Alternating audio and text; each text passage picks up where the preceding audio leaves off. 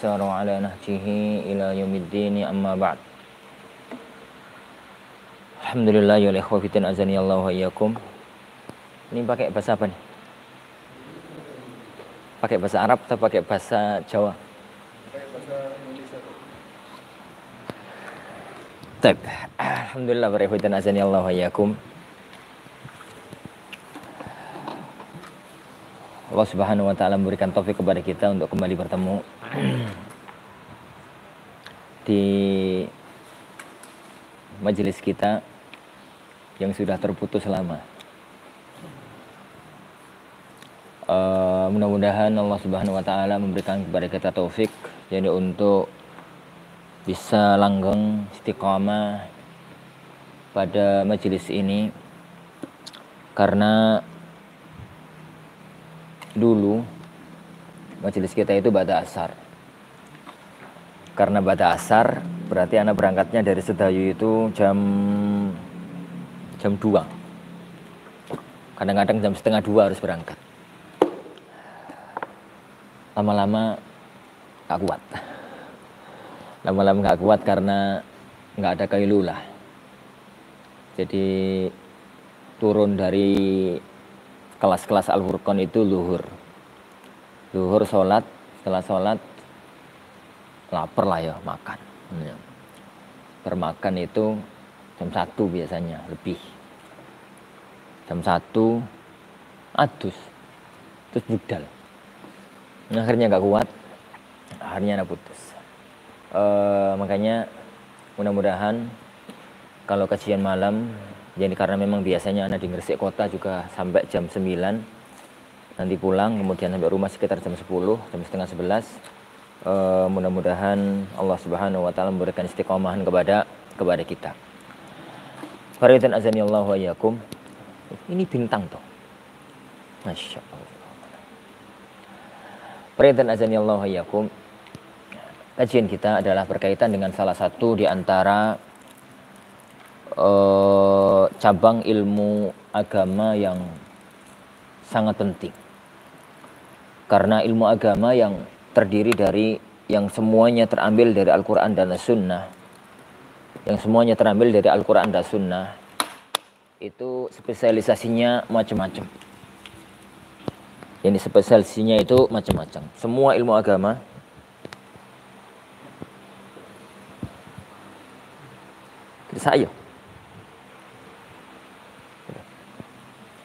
semua ilmu agama ya akhwan, itu sumbernya adalah Al-Quran dan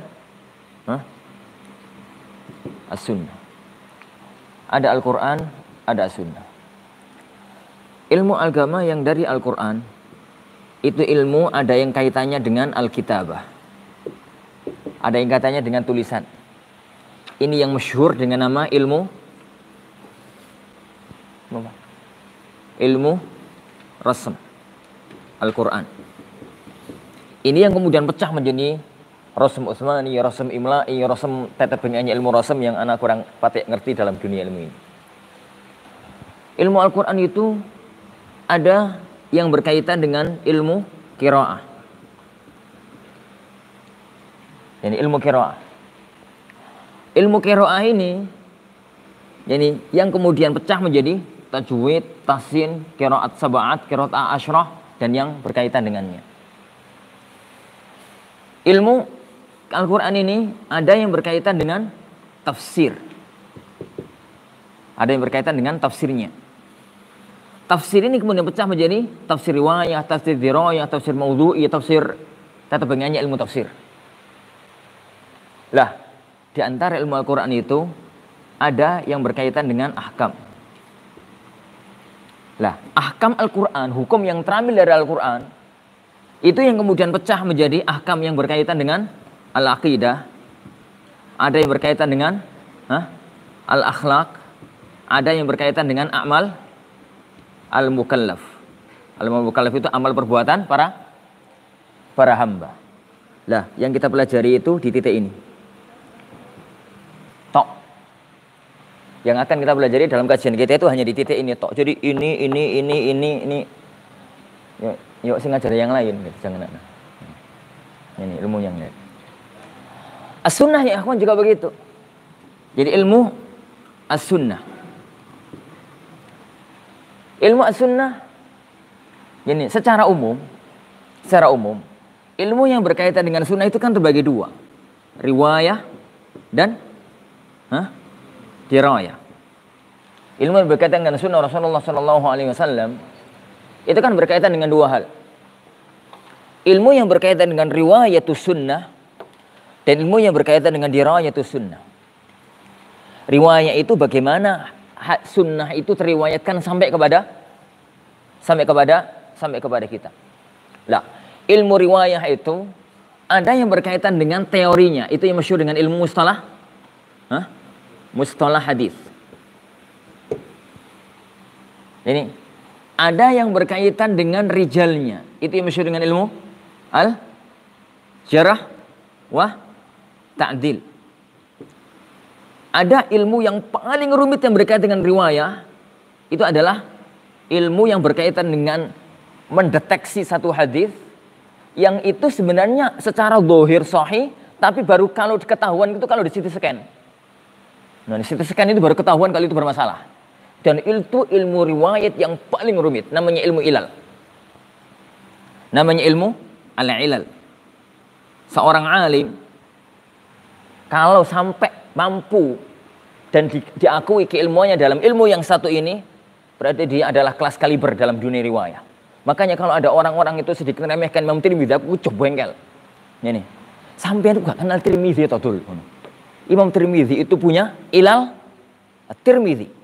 Dan seorang alim, jadi yang sampai ilmu riwayatnya kelas ilal itu nulis kelas papan atas. Kelas papan atas. Lah, ilmu sunnah ini para ikhwah itu ada yang berkaitan dengan dirayah. Dirayah itu ya kajiannya itu kajian matan. Isinya hadis. Ini isinya hadis. Lah, kalau sudah dengan isinya hadis itu mirip-mirip dengan ini. Ini mirip-mirip dengan ini. Ada yang hadis yang berkaitan dengan akidah, berkaitan dengan akhlak, berkaitan dengan apa? A'mal. Yang dengan akidah, tulisannya ora patek iso diwaca. Ini ada berkaitan dengan akhlak gitu ya. Ada yang berkaitan dengan a'mal al-mukallaf. Al-muallaf. Nah, ilmu ini kalau digandeng jadi satu, itu yang kemudian masyhur dengan nama ilmu fikih. Itu yang masyhur kemudian dinamakan dengan ilmu fikih. Jadi ilmu fikih. Ilmu syariat yang berkaitan dengan amal perbuatan seorang hamba. Lah, yang kita pelajari ya kawan, kajian kita, majelis kita itu berkaitan dengan ilmu yang satu ini. Berarti ilmu yang lain dalam syariat yang tersumber di Al-Qur'an dan As-Sunnah itu saambrek. Saambrek biasanya apa tuh? Ya banyak sekali gitu. Jadi banyak sekali ilmu-ilmu Al-Qur'an dan As-Sunnah itu yang semacam itu. Lah, ilmu fikih ini sendiri para ikhwan azanillahu wa iyyakum. Kalau orang itu benar-benar kepingin menguasai ilmu fikih, yani ilmu fikih itu terbagi menjadi dua. Ini bagi orang yang santri loh ya, bukan masyarakat umum lah, bahasa mantum loh ini. Ini ilmu fikih terbagi dua. Karena ilmu fikih itu ada 10 cabang. Ilmu fikih itu ada 10 cabang. 4 wajib, yang 6 sunnah muakkad. Jadi yang 6 itu sunnah muakkad. Sunnah baru muakkad, Ustaz, rauno. Sunnahnya sunnah muakkad. Jadi ilmu fikih itu ada, yani ada 10 cabang. 10 cabang itu ada yang wajib bagi orang yang benar-benar kepingin menguasai fikih. Itu nggak bisa dihindari. Itu nggak bisa dihindari. Ya, yang lain itu aksesoris. Syekh Suraiman Ruhaili menggambarkan itu begini. Kayak rumah lah, kayak rumah. Ada unsur wajib, ada unsur sunnah. Wajib rumah itu kan pondasi, tembok, genteng, sama perabot. No, gono kompore, gono sanyune lah gak surip. Ini wajib harus ada kompor, harus ada sanyo, harus ada apa meneh? Ya perabot-perabot yang wajib itu. Tapi rumah itu kan ada sesuatu yang aksesoris. Taman ngarepe oma, ono manuk, ono apa gitu. Itu aksesoris. Ada tambah bagus, nggak ada? Yo, ono kurangi sih, tapi yo nggak terlalu masalah lah. Nggak terlalu masalah. Nah, nggak jauh dari gambaran itu. Fikih itu ibarat rumah. Pondasinya itu, ini yang wajib ya. Ini yang sunnah. Itu istilah Hana saja. Tadi kita pikir ono. Yang wajib ini ibaratnya itu kayak oma tadi, semacam rumah tadi ya, itu pondasi. Pondasinya itu usul fikih.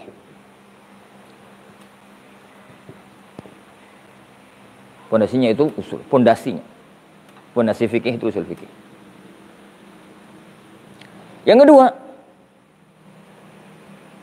temboknya itu fikih itu sendiri untuk mengetahui dalil-dalil yang ngelilingi hukum fikih. Tembok itu kan yang ngelilingi. Temboknya. Pondasi sama tembok tok banjir lah. Banjir kepanasan. Butuh atap. Atap itu payung yang meliputi bagian di bawahnya. Itulah dalam dunia fikih namanya al-qawaid fikhiyah. Qawaid al-fikhiyah. Lah, aksesoris wajib loh ini ya. Kompor, sanyo, apalagi yo piring, yo mangkok, jangan semacam-macam itu lah. Aksesoris yang nggak mungkin dihindari. Itu ilmu maqasid syariah. Maqasid syariah. Sebagian para ulama, setelah masuk di antara Syekh Sulaiman Ruhaili, beliau mengatakan bahwa perabot itu ada banyak. Yang wajib dua, ilmu maqasid syariah sama ilmu takhrij al-furu' ala al-usul. Tapi anak nggak serak kalau ini ditaruh di sini. Karena ilmu ini itu pengembangan dari ilmu ini. Jadi ilmu usul fikih tingkat tinggi itu ini. Ilmu usul fikih level usul fikih itu ada 4 level. Level yang keempat itu ini. Level yang keempat itu ini. Jadi al-usul min ilmi usul, al-usul min ilmi usul itu TKI usul fikih. Playgroup. TK lah, ben sampean gak kader. Jadi TK-nya usul fikih itu usul min. Kitab ini playgroup. Ada TK. Ini TK. PAUD. Ini 4 level. Level usul fikih tertinggi itu di sini. Makanya perabot itu adanya di maqasid syariah. Kalau ini dinaikkan ke sini, tapi ini 4 level. Nah, ini yang wajib. Yang sunnah nggak usah disebut. Lah, yang kita pelajari sekarang ini itu 4 level. Yang kita pelajari sekarang di titik ini. Yang kita pelajari sekarang itu di titik ini. Anak ngomong ini ya, Juan, biar tem tahu bahwa dengan menyelesaikan kitab ini, berarti kita itu masih di titik ini, tok. Jadi yang sini dari awal tadi itu dulu. Jadi ilmu Islam yang dari mulai anak ngomong di sini tadi itu, ilmu rosem, ilmu kiroahnya, ilmu tafsirnya, ahkamnya, kemudian sunnah dari mulai riwayahnya, diroyahnya, itu kita hanya nyentuh bagian ini tok. Nyentuh bagian ini tok. Sudah itu, fikih sendiri itu pecahnya 2. Ada 9 atau 10 cabang. Ilmu fikih, lah. Yang wajib itu 4 ini. Ilmu usul fikih sendiri, itu 4 level, 4 tingkatan. Jadi, yang kita ambil sekarang, kitab yang kita pelajari ini adalah di level ini. Di level 1. Jadi, ya level dasar. Jadi, di level dasarnya. Tapi ya tapi segala sesuatu dimulai dari dasar. Segala sesuatu dimulai dari dasar. Ngurano dasarnya maksud. Gambarnya semacam itu. Jadi yang akan kita pelajari ya akhwan fiddin azanillahu yani wa iyyakum. Makanya jika Allah Subhanahu wa taala memberikan taufik kepada kita, kita akan ambil insya Allah subhanahu wa ta'ala materi-materi ini di level dasarnya. Jadi usul fikih, terus kaidah fikih. Fikihnya kan antum sudah toh? Sudah, masuk turun deh. Sudah. Kemudian ini dan itu insya Allah melengkapi kemampuan antum biiznillah di dalam satu ilmu yang mungkin banyak mahat tidak memilikinya. Yaitu kemampuan di ilmu riwayah. Ini kemampuan di ilmu hafal hadis Rasulullah sallallahu alaihi wasallam untuk menggabungkan antara dua kekuatan ilmiah menjadi satu kekuatan ilmu yang mapan. Tek. Jadi begitu para ikhwatin azanillahu jadi wa iyyakum. Ini tek. Kitab yang ada di hadapan antum adalah dulu sampai mana ya? Yang ikut kajian yang dulu terus putus itu sampai mana? Qiyas. Sudah jauh berarti ya? Sudah separuh ya? Hah? Ya, sudah separuh. Sudah separuh Pak Fatani ya? Hah? Ini gimana nih? Siapa yang baru masuk tadi? Acung. Banyak yang baru, Ustaz. Hah? Hah? Masuk tanah itu yang benar-benar baru. Tuh 2, 3, 4, 5, 6, 7, 8, 9, 10. Wis home pimpa wis. Home pimpa. Kita mulai dari awal atau yang sudah lewat anak kebut agar cepat nyampe kepada yang dulu. Hah? Oh. Agak anak kebut aja ya. Gak apa ya? Agak anak kebut untuk yang awal. Tetap Anda baca kembali. Ya bisa jadi yang sudah lewat juga udah lupa. Ini. Anak kebut kemudian agar kita bisa melakukannya pada waktu-waktu yang akan datang insyaallah. Tapi ya, jadi ini Pak.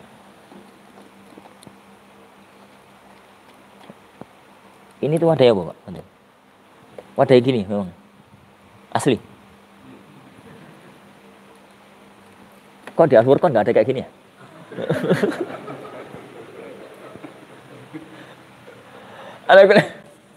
Ala kulli ma yatanazani Allah wa yakum.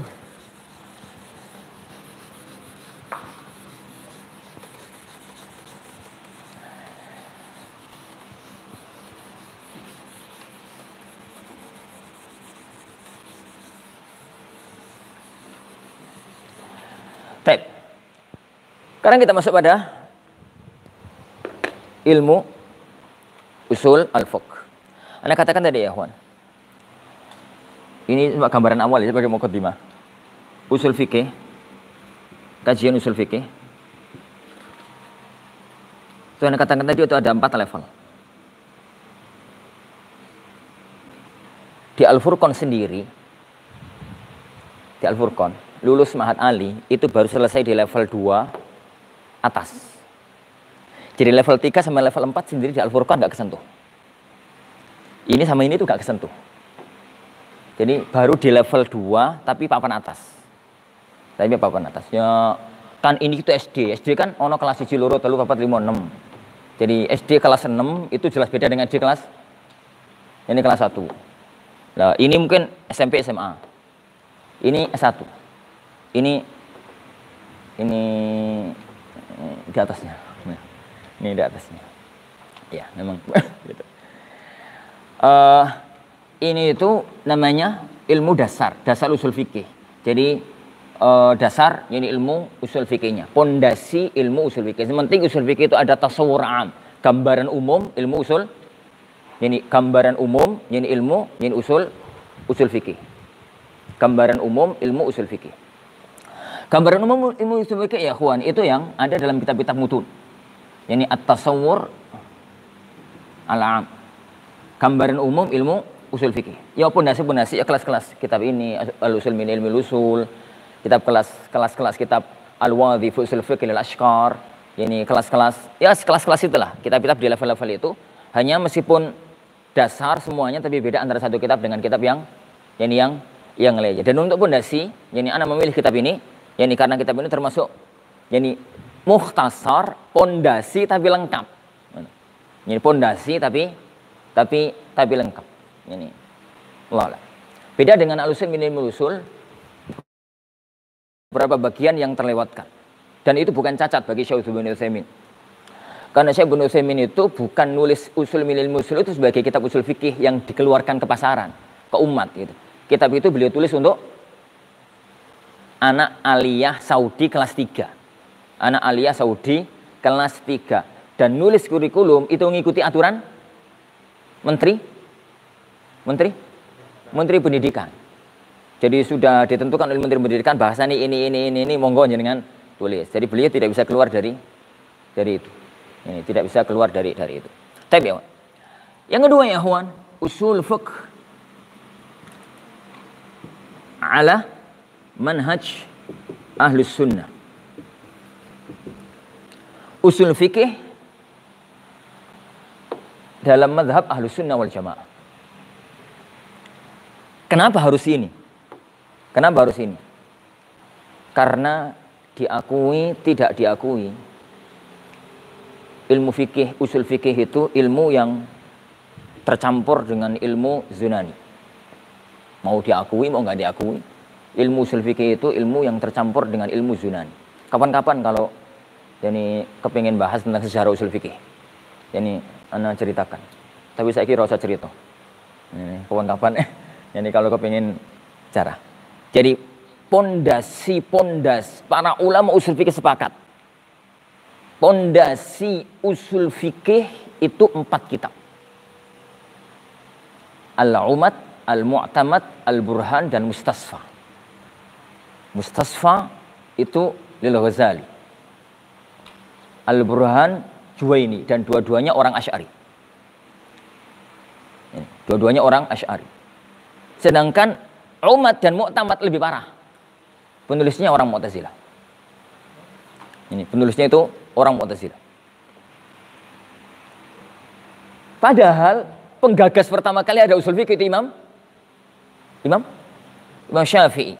Ini rahimahullahu taala. Tapi Allah mentakdirkan lain. Makanya kan para ulama berusaha untuk merumuskan usul fikih yang tanpa tercampuri ilmu Yunani. Karena ilmunya Aristoteles, ilmu Plato ya bukan Pluto ya. Plato, Sokrates, ilmunya mereka itu mempunyai 3 cabang ilmu. Ilmu yang pertama ilmu manfaat dunia, ilmu geografi, ilmu fisika, ilmu manfaat. Yang kedua ilmu ilahiyat. Ilmu ilahiyat itu ilmu yang berkaitan dengan Tuhan mereka, ya termasuk ilmu nujum, zodiak, ilmu itu semuanya kan dari mereka. Yang ketiga ilmu istinbat, ilmu dalil, ilmu jadal. Lah, ilmu jadalnya mereka itu ilmu pendalilan, ilmu diskusi, ilmu debatnya Yunani, itu yang dekat banget dengan ilmu istinbatnya kaum muslimin. Oleh orang-orang sejak ilmu Yunani masuk ke negeri kaum muslimin di zaman Ma'mun, itu digandengkan jadi satu, jadilah usul fikihnya tercampur. Makanya sebelum memasuki arena usul fikih yang asli harus punya benteng usul fikih ala madhab ahlus sunnah. Tapi usul fikih di level ini ini belum masuk usul fikih, ini tuh masih nggawe tameng ngono, gek make baju, durung perang beneran. Gek make baju, gek make tameng, durung belum belaga, belum belaga. Pakai baju. Jangan kone ono anak-anak pedang ada apa itu bisa menghindari. Ini bisa menghindari. Anda sangat terikat sekali dengan tatkala kita diskusi sama Syekh Masyhur Hasan Salman rahimahullah taala pada waktu bicara mengenai masalah ini. Dan beliau salah satu di antara ulama yang anak kagumi, kitab-kitab dan tahqiq-tahqiqatnya. Tatkala kita diskusi tentang kitab usul fikih. Ini beliau tatkala itu kita tanya, ya Syekh, kitab usul fikih yang antum anjurkan agar orang itu memiliki malakah, kemampuan ilmiah dalam fikih dan usul fikih yang mampan untuk dipelajari untuk kelas-kelas kami lah, para tulab ilmu yang sihor kayak kami. Kata asatidzah tatkala itu gak di forum tatkala itu. Apa Syekh? Ya untuk antum level-level ihkamnya Amiti itu cukup. Dek, benar. Kok ihkam toh? Semua orang tahu lah siapa itu Saifuddin al-Amiti. tokoh papan atas Asy'ariyah. Loh. Lah kok ihkam toh Syekh? Iya, ihkam. Ihkam itu lebih bagus daripada mahsulnya Razi. Terus ada yang nyertuk. Kalau usul fikihnya Syekh Jizani. Beliau itu punya usul fikih disertasi doktoral. Judulnya Ma'alim Usul Al-Fiqh ala Manhaj au Indah Ahli Sunnah wal Jamaah. Beliau itu maunya tatkala nulis disertasi ini itu nulis usul fikih lepas dari kontaminasi orang-orang Asy'ariyah dan orang-orang mutakallimin. Beliau mengatakan ini bukan kitab usul fikih. Kata Syekh masyhur, ini bukan kitab yang antum sebutkan itu bukan kitab usul fikih. Itu hanya agar orang itu tidak terkena, bisa membedakan. Nah, kalau belajar usul fikih sebenarnya tahu, oh ternyata ini dari mereka. Itu top. Tapi itu bukan usul fikih. Lemes tahu. Padahal mukorornya Al-Furqan Bidi sampai sekarang. Ini, sampai sekarang. Lah, yang ketiga, ini usul fikih yang benar-benar usul fikih. Ini benar-benar kajian-kajian usul fikih ya. Di kitab-kitab yang maklum di dalam dunia usul fikih. Yang terakhir itu yang Anda katakan tadi. Itu namanya takhrij al-furu' ala usul. Takhrij al-furu' ala usul itu ilmu terapan. Jadi wis wong belajar sirat ngono wis sabung. Ngono sabung.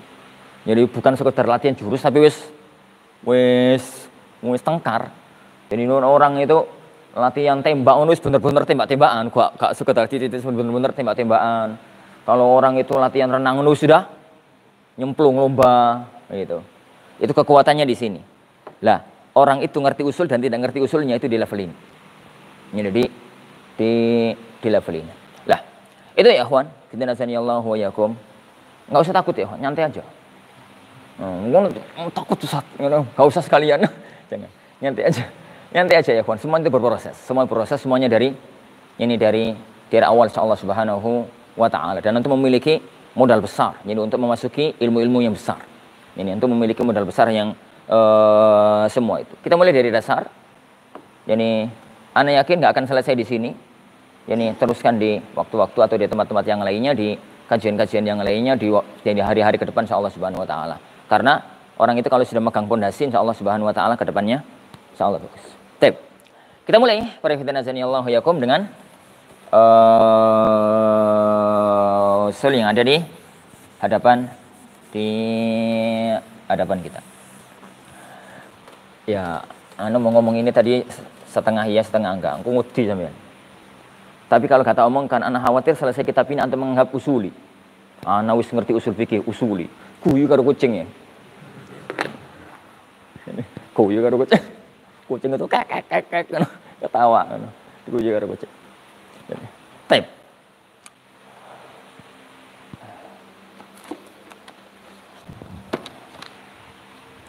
Tapi ini judulnya An-Nadhmul Murattab fi Usulil Fiqhil Muhabbab. Fi Usul Al-Fiqhil Muhabbab yang dimandumahkan oleh Fadilatul Syekh Amir Ibn Muhammad Fida' Bajat, salah satu ini ulama muda di masjid di kota Madinah, kota Nabi sallallahu alaihi wasallam. Beliau masih muda orangnya. Ini tapi kita lihat bagus di dalam pemaparan pondasi usul fikih. Di dalam pemaparan pondasi usul fikih. Hanya 90-an. Ini malah 85 bait, tapi gambaran usul fikih itu lengkap ada di sini pondasinya. Baik. Qala sallallahu alaihi wasallam qala hafizahullah Ahmadu Rabbi wahibal uquli wa salli ya Rabbi 'alar rasuli waktub qabula nazmi al-murattabi ala usuli Syafi'i al-Muttalibi. Ahmadu Rabbi wahibal uquli. Ahmadu, saya memuji kepada Rabbi Tuhanku. Wahibal uquli, yang menganugerahkan akal. Wa shalli ya Rabbi 'alar rasuli, dan salawatlah, anugerahkan salawat ya Allah kepada Ar-Rasul sallallahu alaihi wasallam. Ahmadu, alhamdu, yang kita terjemahkan dengan memuji, dalam bahasa Arab itu jadi ada hamida, ada madaha, ada sana, ada syakara. Itu kalimatnya mirip-mirip banget. Ini. Alhamd, Ahmadu, Rabbi, wahibah, al-ukuli, wasalli ya Rabbi ala ar-rasuli. Ahmadu fi'il mudhari' sebagaimana antum tahu diambil dari kata-kata alhamd. Ada al-madah, ada as-sana, ada asy-syukr. Ini lafaz-lafaz yang mirip. Ini pujian, sanjungan, syukur. Nah, ini. Apa perbedaan antara mereka semuanya? Dengan segala perbedaan yang muncul di kalangan para ulama bahasa, makna yang terbaik adalah zikru maha sinil mahmudi ma'a al-mahabbati wa ta'zim. Jadi nyebut kebaikan orang yang dipuji, kebaikan zat yang dipuji, kalau disertai rasa cinta dan pengagungan, itu namanya hamd. Kalau tanpa ini, itu namanya namanya madah. Tanpa ini, pokoknya muji-muji meskipun nggak ada cinta, nggak ada pengagungan, itulah madah. Maka bahasa orang ke orang itu madaha, bahasa orang ke Allah Subhanahu wa taala itu hamd. As-sana itu tikrar, mengulang hamd atau mengulang madah itu sana. Sedangkan asyukur itu zikru mahasinil mahmud inda al-in'am. Indal in'am, tatkala dikasih sesuatu yang nikmat, dikasih jajan, kemudian nyebut kebaikannya, itu namanya syukur. Dikasih duit, mana ya? Itu namanya syukur. Nah, Ahmadu Rabbi wahibal ukuli. Kenapa wahibah ya, Hon? Sifat dari Rabb. Sifat dari Rabb. Rabbi kan maf'ul bihi, wahibal ukuli. Jadi beliau menyebut sifat yang satu ini. Kenapa nggak nyebut sifat-sifat yang lain? Beliau nyebut sifat yang wahibal ukuli sebagai isyarat ilmu usul fikih itu ilmu yang harus gabung antara an-naql dengan al-aql. Ini ilmu syar'i yang banyak permainan akal di dalamnya itu usul fikih. Jadi karena ilmu istinbat, ilmu pengambilan hukum dari dalil-dalil Al-Qur'an dan As-Sunnah. Wasalli ya Rabbi 'alar rasuli. Wasalli dan salawatlah.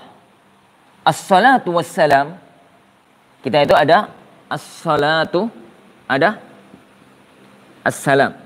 Lafaz ini itu mirip iman, Islam, mirip qada, qadar. Idza dzukira ahaduhuma dakhala al-akhar. Kalau disebut salah satu masuk yang lainnya. Disebut salat tok ya masuk salam, disebut salam tok ya masuk salawat. Tapi kalau disebut dua-duanya, maka perbedaan antara keduanya adalah as-salatu itu li jalbil khair, wassalamu li daf'i asyar. Jadi salat itu untuk yang bersifat mendatangkan kebaikan, kalau as-salam itu untuk menolak yang sifatnya kejelekan. Itu kalau digabung antar ini keduanya. Yaitu wasalli, ya Allah berikanlah anugerah kebaikan. Kalau digabung dengan salam, ya Allah selamatkanlah, jauhkan dari segala mara bahaya kepada Rasul. Tapi kalau disebut satu ta, wasalli ya Rabbi, satu ta, maka berarti anugerahkanlah kebaikan, hindarkan dari kejelekan ya Allah kepada Rasulullah sallallahu alaihi wa ala alihi wasallam. Pada Rasulullah sallallahu alaihi wasallam. Baik. Waktub qabula nazmiyal murattabi. Katanya suruh nyempetkan. Kalau dulu kan sekali pertemuan 1 bait. Sekarang sekali pertemuan 10 bait. Waktu qabula nazmiyah al-murattabi. Ya, benar ya? Waktub qabula nazmiyal murattabi ala usul Syafi'i al-muttalibi. Ala usul Syafi'i al-muttalibi. Waktub ya Allah, tulislah manzumah murattab, judulnya kan an-nazmul murattab. Jadi tulislah, yani nazomku ini untuk bisa diterima. Inti dari kita itu ngajar ya akhwan. Inti dari kita itu nulis adalah qabul indallah wa indannas. Makbul indallah, diberi pahala oleh Allah Subhanahu wa taala. Makbul indannas, ilmu kita itu diterima dan diambil manfaatnya oleh orang. Dan itu sumbernya satu, yaitu keberkahan ilmu. Dan keberkahan ilmu itu yang paling pokok adalah keikhlasan. Ikhlas tatkala belajar, ikhlas tatkala mengajar. Ikhlas tatkala kita itu belajar, ikhlas tatkala kita itu mengajarkan. Lihat ya ikhwan, semua kitab-kitab para ulama yang ditakdirkan oleh Allah Subhanahu wa taala menjadi kitab-kitab yang mu'tabar, menjadi kitab-kitab yang agung, rata-rata taklilnya para ulama hanya satu. Orangnya ikhlas lillahi subhanahu wa ta'ala. Ikhlas lillahi subhanahu wa ta'ala. An-Nawawi rahimahullah ta'ala itu salah satu di antara keajaiban dunia. Beliau wafat sebelum sempat nikah. Masih muda. Beliau wafat itu masih muda. Umurnya belum nembus 50 tahun beliau sudah meninggal dunia. Tapi Masya Allah, semua kitabnya Nawawi itu menjadi kitab yang makbul di sisi manusia, sebagai tanda bahwasanya kitab itu makbul di sisi Allah Subhanahu wa taala. Terutama kitab-kitab agungnya Arba'in Nawawi, Riyadhus Shalihin.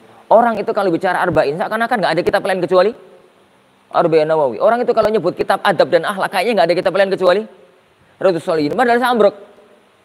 Kitab Arba'in itu ada kali 1000. Kitab yang berkaitan dengan adab dan akhlak itu banyak. Ini banyak sekali. Sampai salah satu di antara keunikan, ada orang yang berusaha untuk meringkas Arba'in Nawawi cuman. Riyadhus Shalihin. Yo, orang payu dalam tanda kutip. Bukan masalah payu dan enggak ya, Wan. Dalam artian Allah tidak menjadikan kitab itu masyhur. Di sisi lain, ada banyak kitab itu yang kitab aslinya tenggelam. Hikmah Allah, kitab aslinya tenggelam, yang muncul kitab mukhtasarnya. Antum tahu Sirah Ibnu Hisham?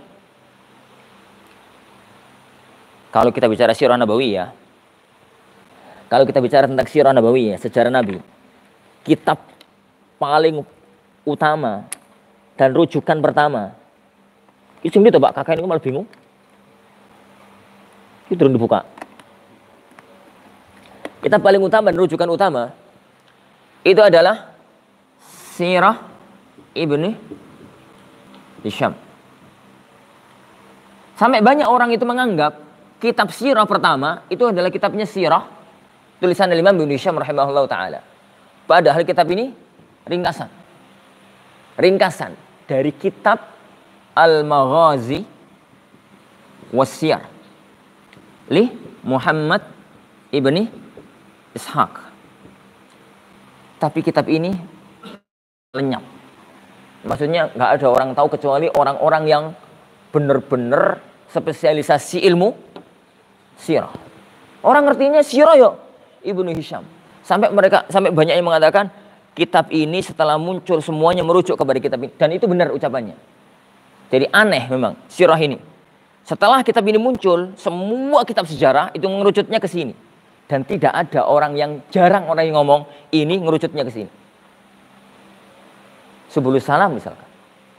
Subulus Salam itu tulisannya San'ani, tulisan bukan. Imam San'ani itu meringkas dari kitab lain. Namanya Al-Badrut Tamam.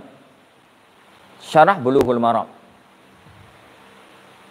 Antum mungkin baru dengar ada kitab Badrul Tamam. Ini. Orang itu banyak menyangka jenenge Bulughul Maram itu syarah, yaitu syarah ya. Sebelum salam itu, sebelum munculnya Tauhidul Ahkam, sebelum munculnya ini, sebelum munculnya itu ya. Itu kan kitab abad ini. Jadi kalau zaman dulu ya jenenge Bulughul Maram itu sebelum salam. Kitab ini Allah cuatkan menutup kitab aslinya. Tapi Riyadhus Shalihin diringkas sama orang. Yuk ringkesane lenyap. Itu menunjukkan bahwasanya qabul di sisi Allah Subhanahu wa taala itu menjadi masyhur, menjadi diterima oleh manusia. Jadi yang paling inti itu makbul. Makbul di sisi Allah Subhanahu wa taala. Pegang ucapannya Malik rahimahullah, "Maka lillahi baq." Sesuatu yang dilakukan karena Allah pasti itu yang akan kekal. Alfiyah dalam nahwu. Kalau bicara nahwu, nahwu dasar itu Jurumiyah. Nahwu lanjutan atau nahwu agak tinggi itu Alfiyah Ibnu Malik. Ada kitab lain di situ. Seakan-akan kitab nahwu hanya itu. Padahal enggak. Jadi Alfiyah Ibnu Malik, Al-Imam Ibnu Malik rahimahullah taala Al-Andalusi. Tatkala beliau nulis Alfiyah, itu beliau menulis itu sebabnya kan sudah ada kitab Alfiyah, jadi 1000 bait tentang nahwu tulisannya Ibnu Mu'ti. Beliau melihat tulisan Imam Ibnu Mu'ti itu ada kekurangan sana sini, ada yang perlu direvisi, ada yang perlu dibenahi, maka beliau menulis kitab ulang untuk merevisi, untuk membenahi kitabnya Ibnu Mu'ti. Makanya beliau menyatakan di awal manzumah fa'iqata Alfiyah Ibnu Mu'ti. Manzumahku ini, Alfiyahku ini lebih bagus dibandingkan dengan Alfiyahnya Ibnu Mu'ti. 1 abad kemudian datanglah Suyuti rahimahullah ta'ala. Imam Suyuti rahimahullah ta'ala melihat Alfiyahnya Ibnu Malik. Itu ada yang kurang, ada yang cacat, ada yang ini, ada yang itu. Beliau nulis kitab yang sama, dikasih judul dengan Alfiyah. Beliau mengatakan di awal mukaddimahnya, kitab saya ini, Alfiyah saya ini, fa'iqata Alfiyati Ibni Malik. Kitab saya ini lebih bagus daripada Alfiyahnya Ibnu Malik. 1 abad berikutnya, yani Al-Ajhuri, salah satu ulama bahasa, melihat Alfiyahnya Suyuti pun bermasalah.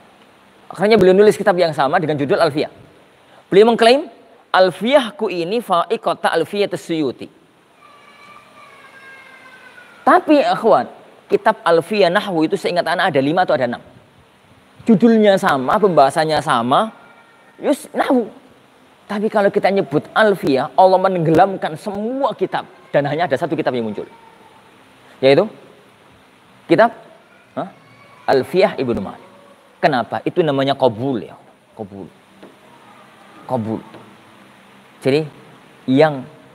Jadi ya Allah tuliskanlah kitabku ini, manzumahku ini makbul. Diterima di sisimu, maka ini akan juga diterima di sisi ini manusia. Maka perhatikan ya ikhwan, niat dan niat dalam talabul ilm. Niat dan niat dalam menyampaikan ilmu. Bukan untuk syuhrah, bukan untuk apa. Tapi lillahi azza wa jalla, Allah subhanahu wa ta'ala akan menjadikan ilmu kita itu makbul di sisi yang Allah subhanahu wa ta'ala. Uktub qabula nazmi al-murattabi ala usul Syafi'i al-Muttalibi. Jadi manzumahku ini adalah manzumah usul fikih dalam mazhab al-Imam Syafi'i rahimahullahu ta'ala. Dalam mazhab al-Imam Syafi'i yani rahimahullahu ta'ala. Ala usul Syafi'i al-Muttalibi. Yani manzumahku ini an-nazmul murattab. Nah, manzumahku ini adalah manzumah dalam ilmu usul fikih dalam mazhabnya Imam Asy-Syafi'i.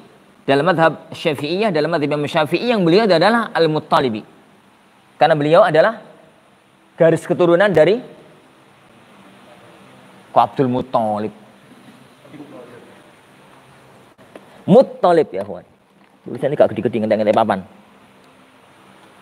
Lo terus buka ya? Buka ya? Masih baru. Ntar tuh. Bilang ngentek-ngentek papan. Gede tulisannya. Al-Imam Syafi'i rahimahullah ta'ala. Yani beliau itu adalah garis keturunan Al-Muttalib. Al-Muttalib itu bukan Abdul Muttalib loh. Abdul Muttalib itu disebut Abdul Muttalib itu nasibnya apes. Nasibnya rada elek. Muhammad sallallahu alaihi wasallam Muhammad ibnu Abdullah ibnu Abdul Muttalib ibnu Hashim ibn Abdi Manaf. Sampai sini ya Kak, enggak. Abdu Manaf itu punya 4 anak. Salah satunya adalah Al-Muttalib. Ini Naufal sama Harith, kita bahas ini lah, kita bahas itu tok. Mudah bahasin kasih tok. Ini bahasin. Lah, Muttalib ini itu akrab banget karo ponakane. Hashim ini anaknya namanya Syaibah. Wong yang ganteng, kelakuannya api. Makanya oleh orang-orang Arab, dia itu dikenal dengan Syaibatul Hamad. Tapi nama aslinya itu Syaibah. Karena orang yang ganteng, bagus gitu ya. Dia itu kelakuannya juga bagus, sama orang-orang Arab digelari Syaibatul Hamad. Ini Syaibah Al-Hamad. Saking akrabnya dengan ini, kemana-mana sering sama ini. Sampai oleh orang-orang Arab itu, ini diwedani, kalau ini itu budai. Kalau ini itu budai. Ada ceritanya, ada beberapa versi. Sebagian versi itu suatu hari, yani Syaibah ini sama Muttalib itu ketemu sama orang. Kenal Muttalib, gak kenal karo Syaibah. Ditanya, Talib, sopo ki? Budakku. Abdi. Akhirnya, oh alah Abdul Muttalib toh. Abdul Muttalib. Akhirnya terkenal jadi Abdul Muttalib. Apes. Wong gak tadi budak kok. Ini disebut jadi budak. Ini Abdul, ini Al-Muttalib. Ini Abdul Muttalib. Makanya kan dalam kitab Tauhid itu kan ada satu kajian berkaitan dengan masalah Abdul Muttalib. Di bab apa ya, Wan? Siapa yang pernah melewati kitab Tauhid Syekh Muhammad bin Abdul Wahab? Ada satu masalah berkaitan dengan masalah ini. Yaitu larangan membuat nama abad kepada selain Allah kecuali Abdul Muttalib. Karena abad di sini bukan penghambaan dalam arti hamba, tapi budak wong itu loh, budak Abdul Muttalib. Lepas dari masalah itu. Lah, Imam Syafi'i rahimahullah taala itu Muhammad ibn Idris ibn terus gitu sampai kepada Al-Muttalib. Sampai kepada Al-Muttalib. Makanya beliau mengatakan di sini, dari garis keturunan Hashim dan dari garis keturunan Muttalib, ini adalah Ahlul Bait. Maka Imam Syafi'i rahimahullah masuk dalam jajaran Ahlul Baiti Rasulullah sallallahu alaihi wa ala alihi wasallam. Waktub uktub qabula nazmiyal murattabi ala usul Syafi'i Al-Muttalibi. Ala usul Syafi'i Al-Muttalibi. Baik. وهو الذي علم الأصول شيد وهو الذي علم الأصول شيد وهو الذي علم الأصول شيد واخترت ما لب الأصول i'tamada. Wakhtartu, kayaknya kita berhenti di sini. Ma lubbul usuli i'tamada. Kata beliau setelah menyebut Imam Syafi'i rahimahullah, beliaulah wa huwa alladhi ilmal usuli syayyada. Beliaulah yang membangun bangunan ilmu usul fikih. Beliaulah yang mulai membangun bangunannya. Wakhtartu, dan aku pilih malubbul usuli i'tamada, yang dijadikan patokan oleh penulis kitab Lubbul Usul. Sini dulu. Jadi beliau mengatakan ilmu usul fikih ini dibangun oleh Imam Syafi'i rahimahullah ta'ala. Kalau kita bicara ya Ikhwan tentang sejarah Syafi'i, singkat aja ya Ikhwan, tentang sejarah Syafi'i, tentang sejarah ilmu usul fikih, ilmu usul fikih. Al-Imam Syafi'i rahimahullah ta'ala itu beliau lahir tahun 150. Tahun wafatnya Imam Abu Hanifah rahimahullah ta'ala. Dan beliau meninggal dunia tahun 204. Umur beliau 54. Dari para ulama 4 mazhab yang paling muda itu beliau. Jadi ulama mazhab 4 yang paling muda itu beliau 54. Jadi beliau lahir tahun 150 di Gaza, meninggal dunia di Mesir di tahun 204. Umur beliau 54. Generasi ini ya ikhwan, itu generasi sighar atba'it tabi'in. Kalau nggak boleh kita katakan beliau sudah tidak masuk atba'it tabi'in. Karena gurunya Imam Malik rahimahullah ta'ala itu bukan tabi'in. Imam Malik itu adalah tabi'in. Ini tabi'in. Jadi kemungkinan terkuat Imam Syafi'i itu tidak masuk dalam generasi atba'ut tabi'in. Jadi beliau ini. Tapi semua ilmu agama itu mesti sejarahnya berawal dari siapa? Dari zaman Rasulullah sallallahu alaihi wa ala alihi wasallam. Semua ilmu agama termasuk ushul fikih itu adalah ilmu yang berawal dari zaman Rasulullah sallallahu alaihi wa ala wasallam. Makanya kalau kita bicara sejarah ushul fikih, ini sejarah ushul fikih itu kan kalau kita ini enggak akan terangkan ya Yohan. Doang bahas ini. Tarikh usul al-fiqh. Hanya sekedar gambaran aja. Anda nggak menjelaskan ini panjang. Usul fikih itu sejarahnya melewati 4 masa. Jadi usul fiqh fi ahdin nubuwah. Usul fikih di zaman Rasulullah sallallahu alaihi wasallam. Yang kedua usul fikih fi ahdi ma ba'dan nubuwah wa qabla Syafi'i.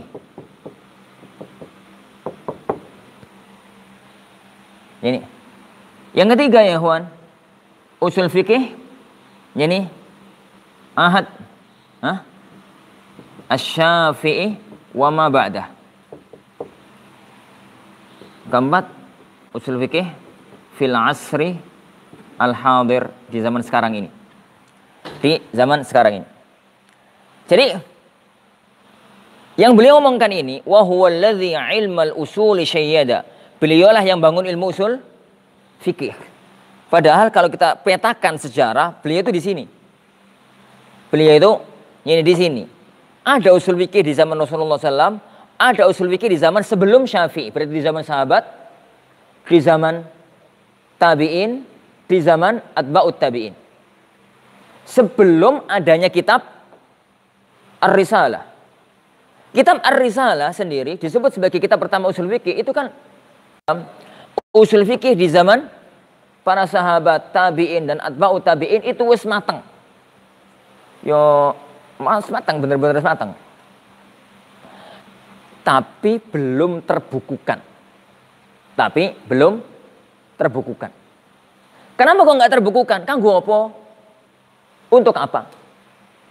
Karena semua orang di zaman itu secara naluriah itu bisa dengan sendirinya ilmu usul fikih. Karena orang Arab asli secara naluri bahasa Arab mereka itu ngerti iki salah iki bener. Cara istimbat begini, caranya istimbat semacam ini, semacam itu. Karena ilmu usul fikih itu salah satu pondasinya adalah ilmu bahasa Arab.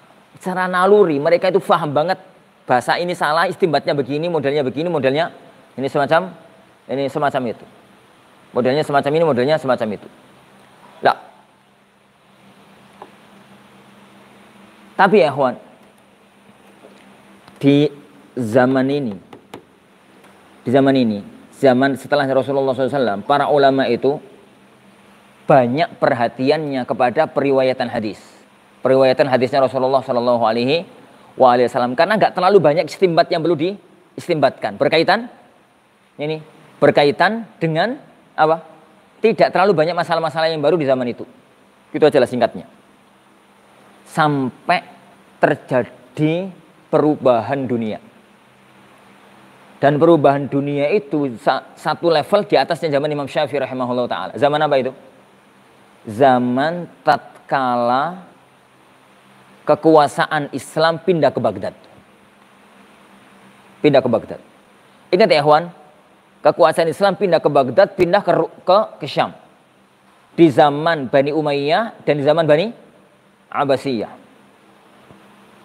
Baghdad itu ibu kota Persia. Syam itu wilayah Romawi. Ilmu-ilmu Yunani kuno setelah runtuhnya Yunani itu berpindah ke Syam, berpindah ke Persia. Berpindah ke Persia.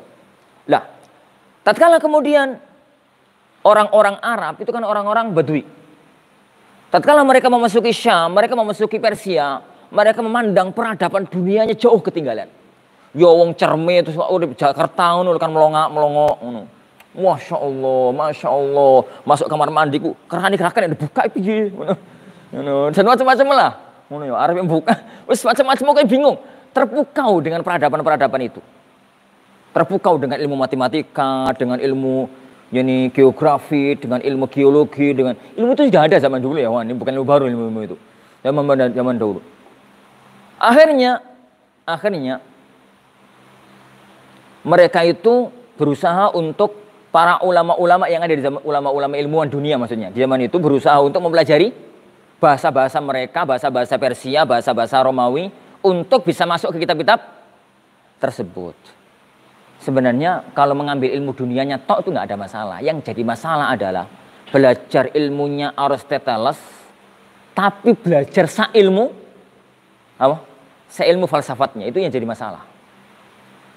Akhirnya mulailah kecampur antara ilmu Islam dengan ilmu-ilmu tersebut. Mulai ilmu Islam dengan ilmu-ilmu tersebut. Jadi orang-orang itu mempunyai cara pandang lain. Bedanya ya kawan. Di negeri Yunan, kelompok Aristoteles. Kenal Aristoteles nggak sih? Kenal dulu, benar aku senang. Sama ilmu yang di zaman para sahabat. Ini dua-duanya ada namanya ilmu istimbat. Istimbat itu ada kasus, kemudian ditelaah hasilnya begini. Ada teks, maknanya apa, ditelaah hasilnya semacam itu, ilmu istimbat. Itu ada di Yunani, itu ada di kaum muslimin. Tapi beda prinsip. Kalau di sini itu yubna alal yakin. Kalau di sini itu yubna alal syak.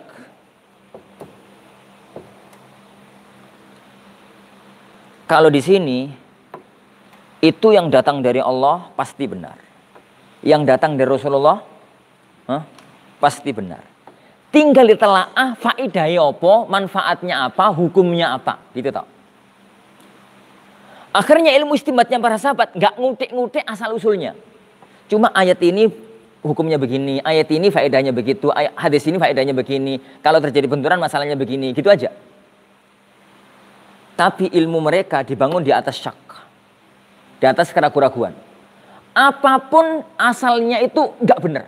Sampai kamu mampu membuktikan kalau itu benar, baru benar. Tuhan ada, nggak ada. Buktikan dulu kalau Tuhan ada. Kalau ada dalilnya, berarti ada. Kalau enggak, berarti enggak ada. Al-Quran benar apa salah? Salah. Buktikan dulu kalau benar. Kalau itu ilmu mereka. Itu ini ilmu mereka. Dan sayangnya ya kawan, ilmu inilah yang sekarang ada di banyak perguruan tinggi negeri kita. Ini banyak perguruan tinggi negeri kita. Lah, tapi kan dua-duanya ilmu istimbat. Dua-duanya ini ilmu istimbat apa? Ilmu apa itu? Ilmu telaah masalah, ilmu untuk menelaah permasalahan. Lah, tatkala mulailah orang-orang tadi mempelajari kitab-kitabnya Yunani, mereka ngerti ada model cara berpikir lain yang tidak ada di sini. Akhirnya ilmu ini dipakai untuk mempelajari Al-Quran dan As-Sunnah. Al-Quran dan As-Sunnah.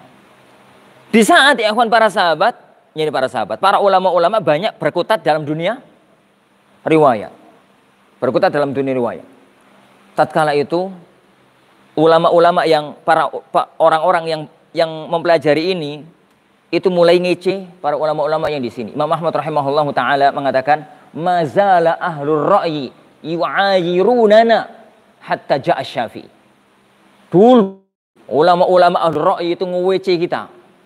Sampai yang koyo himar, ngerti hadis akeh tapi gak iso ngerti sini. No. Dulu itu mereka begitu. Soalnya kita nggak bisa berbuat karena faktanya kita itu banyak riwayat tetapi nggak ngerti istimbatnya. Sampai datang Syafi'i rahimahullahu ta'ala. Lah, karena Imam Syafi'i rahimahullahu ta'ala belajar kepada madrasah alil hadis di Malik dan belajar kepada madrasahnya Imam Abu Hanifah rahimahullahu ta'ala. Ini madrasah alil ra'yi yang benar gitu ya, bukan grupnya ini ya, kawan. Tapi yang benar. Ini tapi yang benar di madhabnya Al-Imam Abu Hanifah rahimahullahu ta'ala. Sehingga tatkala beliau rahimahullah yani di Mekah punya kawan akarib namanya Abdurrahman ibnu Mahdi. Abdurrahman ibnu Mahdi, beliau itu Imam Syafi'i rahimahullah ta'ala izin untuk pergi ke Baghdad, mau pindah dari Mekah. Karena beliau izin, sampean ku ninggal no Mekah itu aku sedih, tapi serapopo lah budal-budal loh. Budal-budal loh, tapi tolong ya nanti kalau sudah sampai di Baghdad, tuliskan untukku pedoman untuk bagaimana cara berhujjah, bagaimana cara mengambil hukum dari Al-Quran dan Sunnah. Serta apa hukumnya berhujjah dengan hadis ahad. Karena tatkala itu sudah mulai muncul menolak hadis ahad dalam masalah akidah. Sampai di Baghdad beliau rahimahullah ta'ala nulislah kitab. Yuk nulis surat, kalau dikongkon nulis surat. Ini akhirnya beliau nulis kitab itu dikirimkan kepada Imam Abdurrahman ibnu Mahdi. Yuk lewat JNE, lewat opong. Pokoknya lewat opo lah. Dikirimkan ke sampai di tangan Abdurrahman ibnu Mahdi, beliau membaca itu terpukau. Terpukau, benar-benar terpukau. Kata beliau, sejak saya membaca, menerima kitab itu, setiap sujudku saya mendoakan Syafi'i. Setiap sujud mendoakan Syafi'i. Dan beliau itu berbangga dengan ditujukan kepada orang, ini risalahnya Syafi'i, ini risalahnya Syafi'i, ini risalahnya Syafi'i. Akhirnya jadilah kitab Ar-Risalah. Akhirnya jadi kitab Ar-Risalah. Tapi kitab Risalah yang pernah ditulis oleh Imam Syafi'i dan dikirimkan kepada Abdurrahman ibnu Mahdi itu sudah lenyap. Gak ada sekarang di dunia. Gak ketemu sampai sekarang. Sampai detik ini saya ngomong ini, kitab itu belum ketemu. Masih dicari oleh para ulama. Kitab itu di mana? Loh, ya kitab Risalah yang sekarang itu. Tatkala Imam Syafi'i rahimahullah ta'ala pindah dari Baghdad ke mana? Ke Mesir. Di Mesir beliau itu diomongi sama murid-muridnya Al-Muzani, Al-Buwaiti, Al-Asdi, jadi Rabi Al-Asdi, Rabi Al-Muradi dan murid-murid utamanya. Ini beliau mengatakan, ya Imam, tulislah kembali kitab Risalah yang pernah jenengan tulis kepada Abdurrahman ibnu Mahdi. Kata beliau, kitab itu dulu saya tulis untuk tujuan tertentu. Tapi kalau kitab itu kitab yang hanya ditulis untuk cara berdalil, saya tulis lagi. Akhirnya beliau nulis kitab Risalah baru. Dan risalah baru yang ada sekarang, yang sekarang ini adalah kitab Ar-Risalah Jadidah. Itu bukan kitab risalah yang dituliskan Imam Syafi'i rahimahullah kepada Abdurrahman ibnu Mahdi. Makanya kalau kita itu pasti diskusi dengan asatidzah yang lainnya, itu tuh, ini guyon itu guyon seloroh. Abdurrahman ibnu Mahdi, Zakal Hafidul Jabal, imam besar di papan atasnya Ahlussunnah dalam dunia ilmu riwayat hadis. Kok sampai moco kitab saking kagume per setiap sujud doakan kepada penulisnya. Itu kitabnya kaya apa? Perasaanku risalahnya Syafi'i itu yo biasa-biasa. Aku sing goblok paling. Anak hatamkan kitab itu mana yang mengagumkan dari kitab ini? Prosoku biasa wae. Tak ulangi dari awal sampai selesai yang kedua kalinya. Nggak ada yang mengagumkan, biasa gitu loh. Ya soalnya kitab-kitab usul fikih yang lainnya, akhirnya wis lah, gak usah ngulangi yang ketiga. Gak usah ngulangi yang ketiga. Tapi saya yakin karena kemampuan ilmiahku yang sangat lemah. Buktinya Al-Imam Al-Muzani rahimahullah ta'ala, Al-Imam Al-Muzani rahimahullah dan Imam Muzani itu ketemu Syafi'i itu di Mesir. Murid utamanya Syafi'i rahimahullah ta'ala, yani itu salah satu murid utamanya adalah Imam Al-Muzani. Imam Muzani mengatakan qara'tur risalata sittina marrah. Aku pernah menghatamkan kitab Risalah 60 kali. Dan setiap kali saya baca yang kesekian kalinya, saya menemukan faedah yang saya tidak temukan di kitab yang sebelumnya. Di kitab itu pada bacaan sebelumnya. Bacaan yang kedua muncul faedah baru, bacaan ketiga muncul faedah baru, bacaan yang keempat. Dan itu bedanya antara kita dengan mereka. Ini aku yang ngatamno kitab ping pindho wis lemes sih. Ngono. Kadang-kadang malah durung katam wis lemes. Semacam itu. Lah, kitab itu yang akhirnya menjadi pondasi kitab usul fikih. Makanya beliau mengatakan wa huwallazi ilmal usuli syayyada. Beliaulah yang membangun awal kitab usul fikih. Tapi kitab usul fikih yang ada di zaman Syafi'i rahimahullah taala, kitab risalahnya itu belum kitab usul fikih yang sempurna. Yo jenenge musik bayi yo ono yang banyak yang kurang daripada yang baru mulai. Nah, yang dijadikan patokan oleh beliau Syekh Hamid Bahjat untuk menyusun manzumah ini bukan risalahnya Syafi'i, tapi kitab Lubbul Usul. Kitab Lubbul Usul. Yani wakhtartu ma Lubbul Usul i'tamada. Kenapa ya khawfitin azani Allah wa iyyakum? Kenapa? Sampai lagi? Songai? Hah? Jam 10. Aku ngantuk lah. Bahaya nabrak. Singkat aja, wis kadung ditulis. Kitab Lubbul Usul itu tulisan Syekhul Islam Zakaria Al-Ansari. Jika disebut Syekhul Islam dalam fikih Syafi'iyah, yang dimaksudkan adalah Zakaria Al-Ansari. Ini jika disebut lafaz Syekhul Islam begitu tanpa nama di dalam kitab-kitab Syafi'iyah, mau usulnya, mau fikihnya, yang dimaksudkan Zakaria Al-Ansari. Kitab Lubbul Usul ini ringkasan dari Syam'ul Jawami Lis-Subki, Tajuddin As-Subki.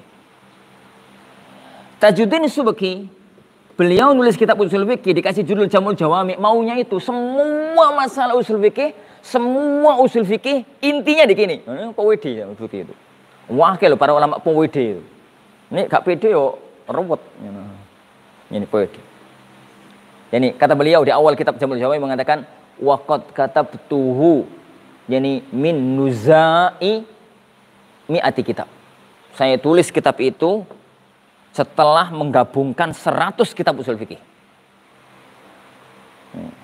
Makanya beliau mengatakan, Pak Widi, gak akan ada orang yang mampu nambahi satu kalimat dan tidak akan ada orang yang mampu membuang satu kalimat dari kitabku ini. Pak Widi beliau, super Widi ini.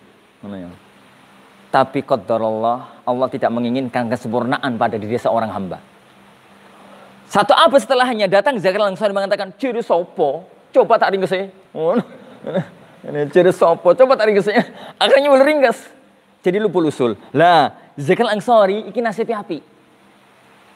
Setelah beliau, tidak ada seorang alim yang mampu nandingi kemampuan beliau di fikih Syafi'iyah.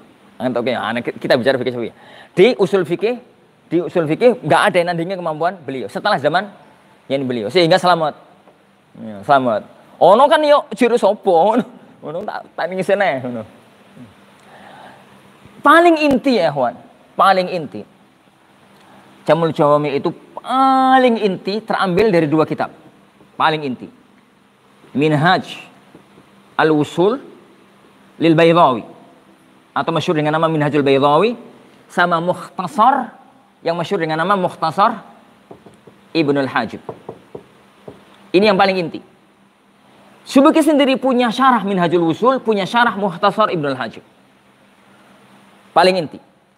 Sedangkan kitab Minhajul Wusul itu kitab terbaik yang meringkas Al-Mahsul Lir-Razi.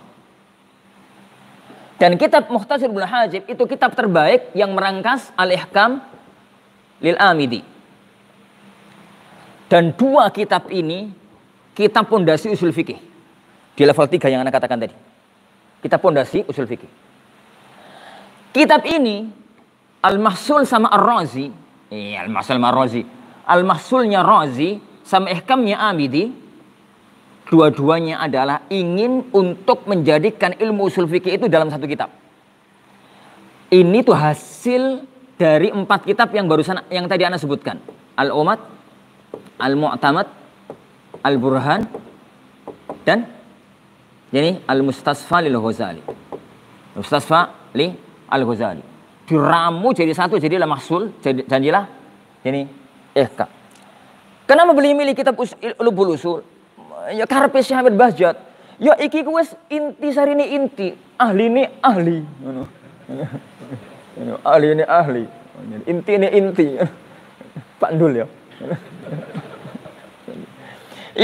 Ini tuh sudah kitab inti ini inti.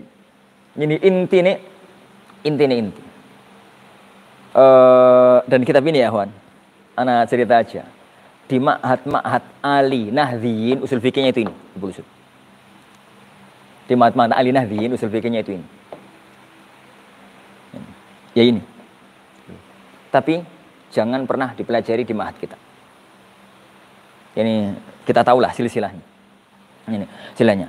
Tapi ini yang jadi patokan, Ini jadi patokan mengenai masalah yang semacam kitab Lubul Usul ini dimaksudkan. Ini Lubul Usul, ini ringkasan dari Jamul Jawami yang ada di sini. Kalau di perguruan tinggi internasional ya, perguruan tinggi internasional, kalau ngambil jurusan usul fikih, S3-nya itu mesti ini yang jadi muqarrar. Jadi kalau kayak di Saudi misalkan, S1 itu Raudhatu Nazir. S2-nya kalau nggak salah Syarah Qaulul Munir, kalau nggak salah. S3-nya mesti Jamul Jawami. Ini kitab level puncak. Kalau di urusan matan usul fikih. Matan ini usul fikih. Dan ini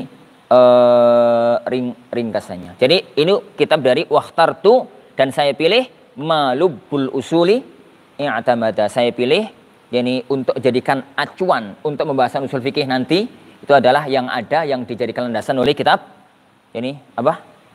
Lubu al-Usul. Itu ya.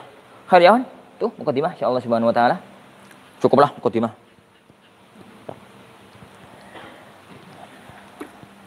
Tapi ya, ada masalah ya sampai sini?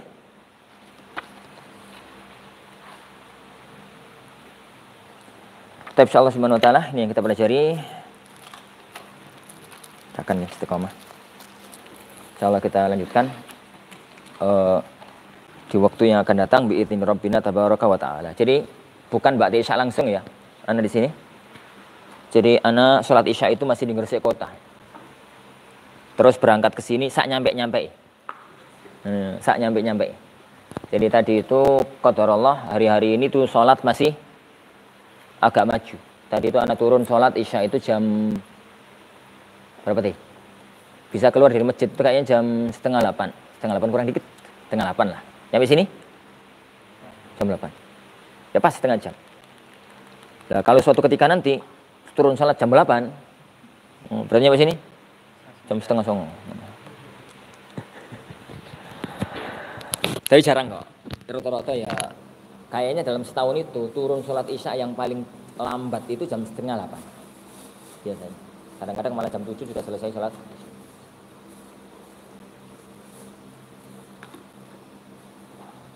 Daripada hidayah janallahu wa iyyakum. Yang ana sampaikan tadi ya kan itu sekitar mukadimah, nyantai aja ya kan. Ilmu itu nyantai aja, ngalir. Jadi enggak usah takut. Takut sama dia. Ngalir aja. Jadi yang penting dijalani prosesnya. Insyaallah subhanahu wa taala. Jadi kalau kita itu sungguh-sungguh dan banyak iktimat kepada Allah Subhanahu wa taala, maka akan sampai kepada ilmu yang kita inginkan insyaallah subhanahu wa taala. Kita akhiri. Subhanakallahumma wa bihamdika asyhadu an la ilaha illa anta astaghfiruka wa atubu ilaik. Assalamualaikum warahmatullahi wabarakatuh.